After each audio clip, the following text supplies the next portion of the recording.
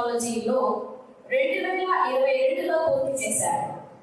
తల్లి ప్రోత్సాహంతో తను ఇంత ఎత్తుకు ఎదగాలని, తన తల్లి సహకారం, తన కుటుంబ సభ్యులందరి సహకారంతో, తన మిత్రుల సహకారంతో ఎంతో కష్టపడి ఈ స్థాయికి చేరుకున్నానని, తనతోటి ఫ్రెండ్స్ అందరూ కూడా ఐటీ రంగాన్ని ఎంచుకుంటే తను ఈ రంగం ఎంచుకోవడానికి తనకు ఉన్నటువంటి ఆధ్యాత్మిక చింతన, భగవద్గీత పోటీలలో తను పాల్గొని, ఆ భగవద్గీత పోటీలలో ఎందుకు పాల్గొన్నారు అనే దాని మీద చాలాసేపు తన ఐఏఎస్ ఇంటర్వ్యూ జరిగిందని, చాలా కూల్గా జరిగిందని, అంటే మన యొక్క ఈ ఆర్య సాంప్రదాయం మన కాన్ఫిడెన్స్ కానివ్వండి, మనం ఏదైనా సాధించాలి అంటే కూడా అది ఎంతో తోడ్పడుతుంది అని సాయి శివాని చూస్తే మనకి అర్థమవుతుంది.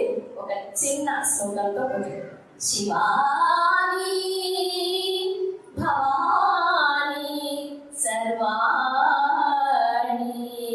శృతి నీవు గతి నీవు ఈ నా కృతి నీవు భారతి, శృతి నీవు గతి నీవు ఈ నా కృతి నీవు భారతి. సరస్వతి స్వరూపులైన సద్గురు శివానందమూర్తి గారికి మరియు గంగామాతకి మనస్ఫూర్తిగా నమస్కరిస్తూ మా ట్రస్ట్ నుంచి వచ్చినటువంటి ఈ ప్రోత్సాహమైనటువంటి ఈ పారితోషిక పురస్కారం మీకు నోబెల్ ప్రైజ్ కన్నా ఎక్కువ మీ జీవితంలో మిమ్మల్ని ఆశీర్వదిస్తుందని గురువు గారు మరియు అమ్మకి నమస్కరిస్తూ ఇలాంటి అవకాశం ఇచ్చిన అందరికీ ధన్యవాదాలు తెలియజేస్తున్నాను.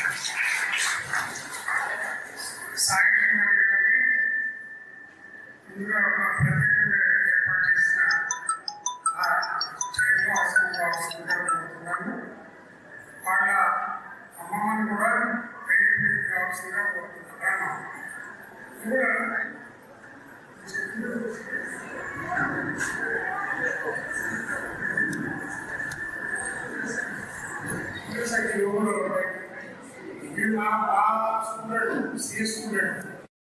Cultural trust young talent award 2025 ఈవిడికి ఇస్తున్నాము. దానికి గట్టిగా చెప్పడం వచ్చి ఆమెకి ఇలాంటి అవార్డులు వేరే వస్తాయి, కానీ గురువుగారు తయారైంది కాబట్టి, గురువుగారు ఆశీస్సులతో ఉన్నాయి కాబట్టి దీన్ని చూసి మిగిలిన వాళ్ళ సివిల్స్ అవుతారు అనేందుకోసం ఈ యంగ్ టాలెంట్ అవార్డు ఇవ్వడం జరిగింది. వాళ్ళ అమ్మ నాన్నని, వాళ్ళ అమ్మమ్మని, వాళ్ళ నాయనమ్మని, వాళ్ళ చెల్లెల్ని, వాళ్ళ తమ్ముడిని అందరినీ గట్టిగా అభినందిస్తున్నాను. వాళ్ళకు కూడా గురుగారు శేషవస్త్రాలు కప్పవలసిందిగా, గురుగారు శేషవస్త్రాలు వాళ్ళందరికీ కప్పవలసిందిగా, వాళ్ళకి గురుగారు విభూతి, గురుగారు పండు పొలము, తర్వాత ఆశీస్సులు ఇవ్వాల్సిందిగా ప్రజలందరినీ కోరుతున్నాను.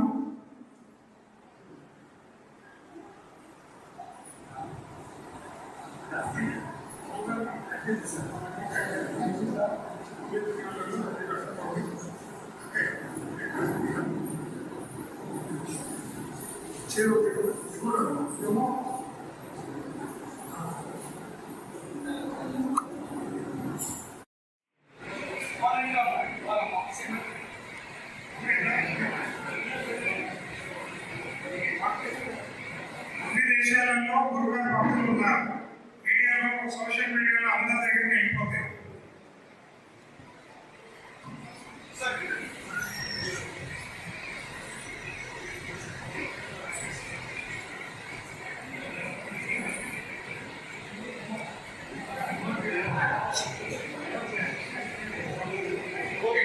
సరే చూడండి సార్, ముందుకు రండి.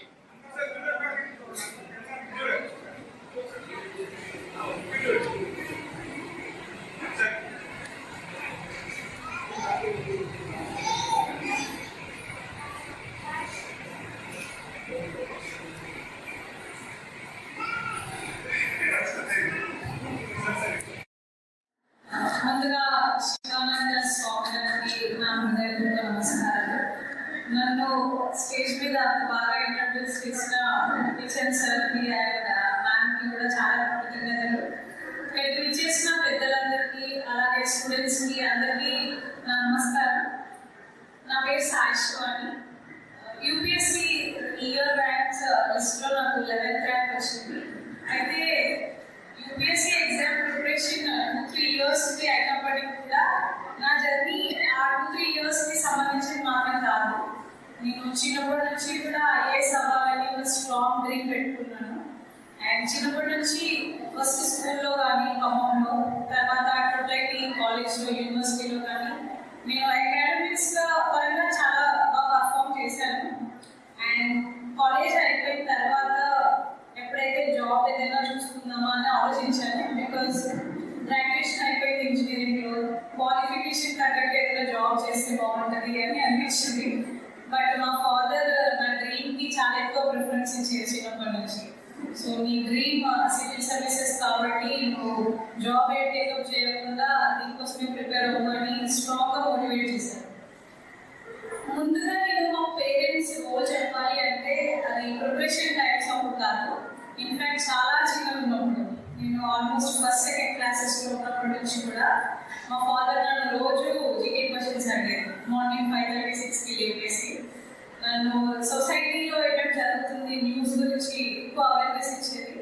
అండ్ మా ఇంట్లో టీవీ సీరియల్స్ కంటే కూడా న్యూస్ ఛానల్స్ ఎక్కువ వచ్చేవి. మేము మూవీస్ కూడా చాలా చిన్న ఏజ్లో మేము ఏం చూడలేదు. ఆల్మోస్ట్ 6-7 క్లాసెస్ వచ్చాక అప్పుడు టీవీ అలవాటు. చిన్నప్పుడు అంతా టీవీ కూడా మేము డిస్టర్బ్ అవుతామని పెట్టించుకోలేదు. సో ఇది మా కోసం వాళ్ళు చేసే సాక్రిఫైస్. మా మమ్మీ డాడీ ఇద్దరు వర్క్ చేస్తున్నప్పటికీ, వాళ్ళకి అదర్ ఇంట్రెస్ట్ ఉన్నప్పటికీ కూడా మా ఎడ్యుకేషన్, మా ఫోకస్ అంతా డైవర్ట్ అవుతుందేమో అని చెప్పి వాళ్ళు చాలా సాక్రిఫైసెస్ చేస్తున్నారు. అండ్ ప్రిపరేషన్ టైమ్స్లో నేను ఢిల్లీకి వెళ్ళమని ఇంట్లో చాలా ఫోర్స్ చేశారు. ఇనిషియల్లీ ఫస్ట్ అటెంప్ట్లో నాకు ప్రిలిమ్స్ క్లియర్ అవ్వలేదు. అప్పుడు కొంచెం డౌట్ఫుల్గా కూడా అనిపించింది పేరెంట్స్కి కూడా. మనకి ఏమైనా కోచింగ్ సపోర్ట్ కావాలేమో, ఢిల్లీకి వెళ్ళు అని అన్నారు. బట్ నాకు చిన్నప్పటి నుంచి స్కూల్ నేర్పించిన వాల్యూస్ అండ్ డిసిప్లిన్ వల్ల నేను సొంతంగా చేయగలను అని చాలా కాన్ఫిడెన్స్గా ఉన్నాను. అండ్ ఆన్లైన్లో ఏవైతే టాపర్ వీడియోస్, స్ట్రాటజీస్ అవి చూసి నేను వాటితో సపరేట్గా నాకంటూ ఒక రొటీన్ అనేది క్రియేట్ చేస్తున్నాను. రెగ్యులర్గా ఏ రోజు సండే అయినా, అది ఫెస్టివల్ డే అయినా, ఈవెన్ నా బర్త్డే అయినా సరే నా స్కెడ్యూల్లో ఎట్లాంటి మార్పులు వచ్చేవి కాదు. ఇవాళ నేను చేయాలనుకున్న టాస్క్స్ అన్ని నేను బిఫోర్ డే నైట్ నా ప్లానర్లో చేస్తుంటాను. And next day with any cost ఆ టాస్క్స్ అన్ని కంప్లీట్ అయ్యాకే నేను నిద్రపోయేదాన్ని. అండ్ ఎవ్రీడే నా స్లీప్ సైకిల్ కానీ వేకప్ సైకిల్ కానీ సేమ్ ఉండేది. 5 AM నా వేకప్ టైం, 10:30 బెడ్ టైం. ఇది ఎట్లాంటి సిచ్యువేషన్ వచ్చినా సరే మోస్ట్లీ నేను ఇది ఫాలో అవ్వడానికి ట్రై చేశాను. ఏదైనా చిన్న హెల్త్ ఎమర్జెన్సీస్ కానీ, ఫ్యామిలీ ఈవెంట్స్ కానీ ఉంటే తప్ప ఈ స్కెడ్యూల్ మారేది కాదు. సో ఆల్మోస్ట్ 3 years నేను ఇదే స్కెడ్యూల్ ఫాలో అయ్యాను.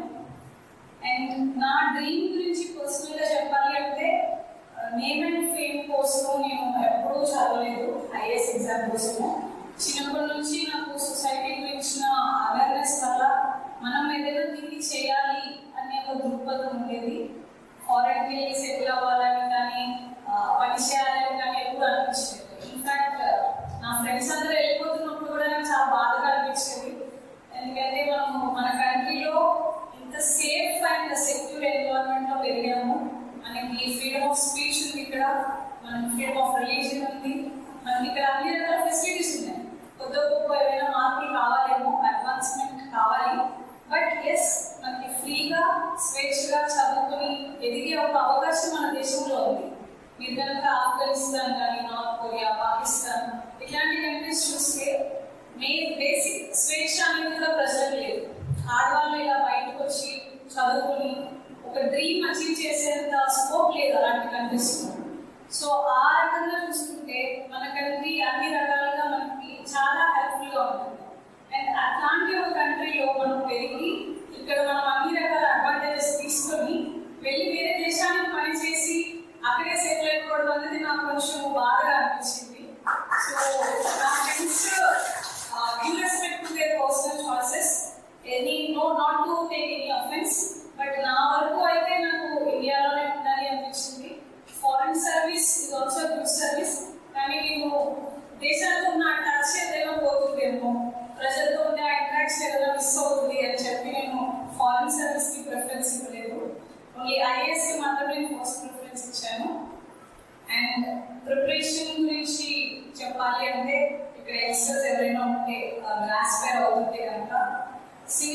ప్రాసెస్ కి ఎందుకు రావాలి అనే మోటివేషన్ చాలా స్ట్రాంగ్ గా ఉండాలి. బికాజ్ ఇది 1-2 days 1-2 months లో అయిపోయే ఎగ్జామ్ అయితే కాదు. స్టార్ట్ ఎప్పుడు చేస్తామన్నది మన చేతిలో ఉంటుంది, బట్ ఆ ప్రాసెస్ కంప్లీట్ అయ్యి మనం ఎప్పుడు సెలెక్ట్ అవుతాం అన్నది మన చేతిలో ఉంటుంది. కాబట్టి అంత లాంగ్ జర్నీకి చాలా మైండ్ సెట్ స్ట్రాంగ్ గా ఉండాలి, ప్రిపేర్ అయి ఉండాలి. మధ్యలో చాలా ఛాలెంజెస్ వస్తాయి, కొన్ని అర్థం కావు ఇనిషియల్లీ, ఇది ఎట్లా చదవాలి ఎలా రాయాలి అని చెప్పి. కావాల్సితే గైడెన్స్ తీసుకోవాలి అండ్ మొత్తానికి సెల్ఫ్ గా మనకు మనమే అన్నట్టుగా ప్రాసెస్ నోట్ చేసుకోవాలి. ప్రతి స్టెప్ కి కూడా 100% రెస్పాన్సిబిలిటీ తీసుకోవాలి. ఎవరిని బ్లేమ్ చేయవద్దు. నా పేరెంట్స్ నాకు సపోర్ట్ చేయలేదని కానీ, లేకపోతే టీచర్స్ సరిగ్గా టీచ్ చేయలేదు, నాకు గైడెన్స్ దొరకలేదు, ఇలాంటి కంప్లైంట్స్ అన్ని ఫస్ట్ మైండ్ నుంచి తీసేయాలి. కంప్లీట్లీ 100% ఆ రెస్పాన్సిబిలిటీ అండ్ అకౌంటబిలిటీ మన మీద పెట్టుకోవాలి.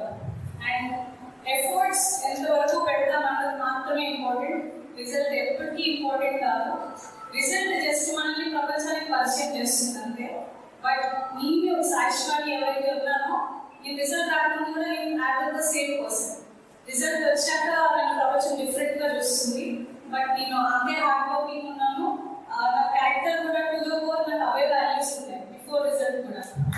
కాబట్టి మనల్ని మనం నమ్ముకోవాలి ఫస్ట్. రిజల్ట్ జస్ట్ మనల్ని ప్రపంచానికి ఇంకొక విధంగా పరిచయం చేస్తుంది, బట్ మనం పెట్టే ఎఫర్ట్స్ ఏవైతే ఉన్నాయో అవి మాత్రం మనల్ని ఎక్కువగా డిఫైన్ చేస్తుంది. అండ్ ఈ ప్రాసెస్ లో నాకు భగవద్గీత కానీ స్పిరిచువాలిటీ కానీ చాలా హెల్ప్ చేశాయి. ఇనిషియల్ ఫస్ట్ అటెంప్ట్ లో నాకు చిన్నప్పటి నుంచి బాగా చదివేదాన్ని కాబట్టి కొంత ఓవర్ కాన్ఫిడెన్స్ ఉంది కావచ్చు, అండ్ దానివల్ల ప్రిలిమ్స్ ఫెయిల్యూర్ అయిపోయింది. నేను 1 year మొత్తం కంప్లీట్ గా వెయిట్ చేయాల్సి వచ్చింది నెక్స్ట్ ఇయర్ అటెంప్ట్ చేయడం కోసం. అండ్ ఆ టైంలో లైఫ్ నన్ను చాలా హంబుల్ గా చేసింది. ఎంతమంది నాకు వచ్చు చేయగలుగుతాను అనే కాన్ఫిడెన్స్ కాస్త అన్నిటికీ ఒక టైమింగ్ ఉంటుంది, మనం జస్ట్ కష్టపడుతూ వెళ్ళిపోవాలి అనే రియలైజేషన్ వచ్చింది. ఆ టైంలో నాకు శ్రీ గురు దత్తాత్రేయ భక్తి ప్రారంభమైంది. అప్పటి నుంచి ఇప్పటి వరకు శ్రీ గురు దత్తాత్రేయని రోజు పూజిస్తాను. ఎందుకు ఇది చెప్తున్నాను అంటే, మనం ఎంత ఇంటెలిజెంట్ అయినా, మనకి ఎంత క్యాపబిలిటీ ఉన్నా, దేవుడి ఆర్ స్పిరిచువల్ పవర్ లేనిది పనులు జరగదు. ఇది ఇక్కడికి వచ్చాను కాబట్టి చెప్పట్లేదు. మీరు నా వీడియోస్ చూస్తే కనుక నా రూమ్లో గురు దత్తాత్రేయ ఫోటో కనిపిస్తుంది, మీకు దక్షిణామూర్తి స్వామి ఫోటో ఉంటుంది. ఎందుకంటే ఒక పెద్ద ప్రాసెస్ లో మనకి గురువు యొక్క ఇంపార్టెన్స్ ఎక్కువ ఉంటుంది. సో గురువు గారి యొక్క ఆ ఇంపార్టెన్స్ నేను అర్థం చేసుకుని అప్పటి నుంచి నేను గురు భక్తిని స్టార్ట్ చేశాను. అండ్ నాకు ఎన్ని రకాల ఛాలెంజెస్ వచ్చినా సరే నాకు ప్రతిసారి గురు దత్తాత్రేయ తోడుగా ఉన్నారు. అండ్ నాకు ఎగ్జామ్స్ అప్పుడు కానీ, నా ఇంటర్వ్యూ బిఫోర్ డే కూడా నైట్ నాకు ఫుడ్ పాయిజనింగ్ అయింది, నేను పడుకోలేకపోయాను. మార్నింగ్ కూడా వాకింగ్స్ జరిగినాయి. ఇంకా ఆ రోజు final day of the interview నా ప్రిపరేషన్లో ఆ రోజు ఎలాగైనా బాగా పర్ఫామ్ చేయాలి అని మనసులో దృఢంగా ఉంది, బట్ నా బాడీ కానీ నా మైండ్ కానీ సహకరించట్లేదు. అప్పుడు నేను నా భక్తి మొత్తము శ్రీ గురు దత్తాత్రేయ మీద నిలిపేశాను. ఎందుకంటే సాధ్యమైనంత వరకు నేను చేయగలిగాను, సాధ్యాసాధ్యాలు ఏమున్నాయో భగవంతుడే చూసుకుంటాడు అనుకొని నేను నా బెస్ట్ నా రోజు ఇవ్వగలిగాను. అండ్ ఫార్చునేట్లీ నాకు ఇంటర్వ్యూ కూడా చాలా స్మూత్ గా జరిగింది. భగవద్గీత చదువుతాను, పోటీలో పాల్గొన్నాను అని నా అప్లికేషన్ లో రాయడం వల్ల నాకు క్వశ్చన్స్ ఎక్కువ కూడా భగవద్గీత చుట్టేది జరిగాయి. అండ్ ప్యానెల్ మెంబర్స్ కూడా ఇంప్రెస్ అయ్యారు. నాకు ఇంటర్వ్యూలో 201 స్కోర్ వచ్చింది. 200 స్కోర్ క్రాస్ చేయడం అన్నది చాలా ఛాలెంజింగ్ టాస్క్. ఇంటర్వ్యూలో అందరికీ 150 to 160 యావరేజ్ స్కోర్ ఇస్తారు. 200+ వచ్చింది అంటే బోర్డ్ మెంబర్స్ వాళ్ళు మనల్ని సర్వీస్ లో ఉండాలి అని కోరుకుంటున్నట్టు. స్కోర్ అట్లాంటి కష్టమైన పరిస్థితిలో తెచ్చుకోగలగడం అనేది అది గురు దత్తాత్రేయ భక్తి నాతో ఉంది అని, ఆయన శిష్యులు నాతో ఉన్నాయని అనుకుంటున్నాను. అండ్ ఈ కాలం తల్లిదండ్రులకు కానీ స్టూడెంట్స్ కానీ నేను ఏదైనా చెప్పగలిగింది ఉంటే అది కేవలం ఏంటంటే మన మోటివేషన్ అనేది చాలా స్ట్రాంగ్ గా ఉండాలి లైఫ్ లో. ఏదో ఒకటి చేసి మనము లైఫ్ లీడ్ చేద్దాము అనే నార్మల్ థాట్ కంటే కూడా లైఫ్ లో ఒక పెద్ద ఆశయం ఉండడం ఇంపార్టెంట్. ఎందుకంటే అందరికీ అన్ని రకాల సౌకర్యాలు దొరకవు లైఫ్లో. సౌకర్యం ఉండి కూడా మనం ఒక నార్మల్ లైఫ్ లీడ్ చేద్దాం అనుకోవడం తప్పు. మన దగ్గర అన్ని రకాల వస్తువులు ఉన్నా లేకపోయినా మన ఇంటెన్షన్ ఎప్పుడు కొంచెం పెద్ద పెద్ద డ్రీమ్స్ మీద ఉండాలి. బికాస్ ఒక పెద్ద డ్రీమ్ మనం చేసినప్పుడు మన క్యారెక్టర్ అనేది బిల్డ్ అవుతూ ఉంటుంది. మనం ఒక నార్మల్ పర్సన్ నుండి ఒక ఎన్లైటెడ్ పర్సన్, అంటే ఒక సెల్ఫ్ రియలైజేషన్ వచ్చి అందరికంటే కూడా భిన్నంగా ఆలోచించే తత్వం పెరుగుతుంది. అండ్ అట్లాంటి పెద్ద పెద్ద డ్రీమ్స్ పెట్టుకోవాలి. ఆబ్స్టకిల్స్ డెఫినెట్లీ వస్తాయి. అందరూ స్టార్టింగ్లో డౌట్ చేస్తారు అబిలిటీస్ని. బట్ మనము ఏదైతే భక్తి మనకు ఉంటుందో దేవుడి పట్ల అది చాలా పర్సనల్. గుడికి వెళ్ళడము ఇస్ ఇంపార్టెంట్. బట్ ఒకవేళ అట్లాంటివి ఇష్టం లేదు అన్నా సరే భగవంతునితో ఒక పర్సనల్ కనెక్షన్ ఉంచుకోవాలి. ఎందుకంటే మనకి ఒక్కొక్క టైమ్స్లో ఈవెన్ మన క్లోజ్ ఫ్రెండ్స్ అండ్ ఫ్యామిలీ కూడా సపోర్ట్ చేయలేమో అనిపిస్తుంది. ఆ టైంలో మనకి సపోర్ట్ ఎవరైనా ఉన్నారు అంటే అది దేవుడు ఒకటే. దేవుడి మీద దృఢమైన నమ్మకం పెట్టుకొని మనకున్న పెద్ద పెద్ద డ్రీమ్స్ ఏవైతే ఉంటాయో చక్కగా ప్లాన్ చేసుకొని డిసిప్లిన్ పాటిస్తూ రెగ్యులర్గా దానికోసం కృషి చేస్తూ ఏదో ఒక రోజు ఈ నమ్మకంతో ముందుకెళ్తే ఇవాళ కాకపోతే రేపైనా సరే ఆ కళ నిజమవుతుంది. అండ్ మీతో పాటు మీ ఫ్యామిలీ కానీ మీ ఊరికి కానీ మీ రాష్ట్రానికి కానీ అందరికీ గర్వపడేలా చేయగలుగుతారు. ఇంతటి అవకాశం ఇచ్చిన ట్రస్ట్కి నా హృదయపూర్వక కృతజ్ఞతలు తెలుపుకుంటూ సెలవు తీసుకుంటున్నాను. మనిషికి ఏర్పడే డిఫరెంట్ కల్చర్స్ మధ్యలో ఏంటి డిఫరెన్సెస్, కల్చర్ అన్నది మనిషి లైఫ్ ఎట్లా డిక్టేట్ చేస్తుంది, ఇట్లాంటి ఇంట్రెస్టింగ్ థింగ్స్ అంటే మనం సొసైటీలో చూసే థింగ్స్ అన్ని కూడా ఆ సబ్జెక్ట్లో డెప్త్ ఉంటుంది. అవి నాకు న్యాచురల్గా చాలా ఇంట్రెస్టింగ్గా అనిపించాయి. సో నేను అది పోస్ట్ చేద్దామని ఫిక్స్ అయ్యి ఆంథ్రోపాలజీని ఆప్షన్గా తీసుకున్నాను.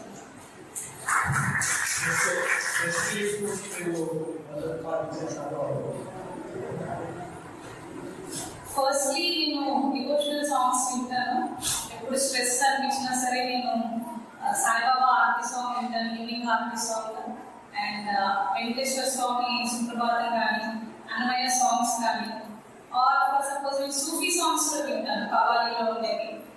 నా ఉద్దేశం ప్రకారము దేవుడు అన్నది ఈక్వల్ అందరికీ, దేవుడికి చిన్న పెద్ద ఎవరు లేరు. అండ్ అందుకని నాకు ఇష్టం వచ్చిన డివోషనల్ సాంగ్స్ ఏవైతే ఉంటాయో అవి విని స్ట్రెస్ రిలీవ్ చేస్తుందని. అడిషనల్లీ నేను యోగా మెడిటేషన్ కూడా చేస్తాను. అండ్ భగవద్గీత రోల్ ఇమెన్స్ ఉంది నాకు ఇంటర్వ్యూ ప్రిపరేషన్ ఎస్పెషల్లీ. నేను అది మెన్షన్ చేశాను కాబట్టి నేను ప్రాక్టీస్ ఇంటర్వ్యూస్ దేనికి వెళ్ళినా నన్ను క్వశ్చన్స్ అడుగుతుండేవాళ్ళు. సో అప్పుడు నేను 10th తర్వాత ఆపేసిన భగవద్గీతని మళ్ళీ అప్పుడు టచ్ చేసి స్టార్ట్ చేశాను. ఆల్మోస్ట్ 7 చాప్టర్స్ వరకు నేను మళ్ళీ చదివి ప్రతి ఒక్క శ్లోకంలో కూడా ఇప్పుడు నా సిచ్యువేషన్కి అది ఎలా రిలేట్ అవుతుంది, దాని ఇంటర్వ్యూలో ఎలా చెప్పగలను అనేది ఎక్కువ ఫోకస్ చేశాను. బట్ తెలియకుండానే నాకు అది చాలా స్ట్రెస్ రిలీవ్ చేసింది.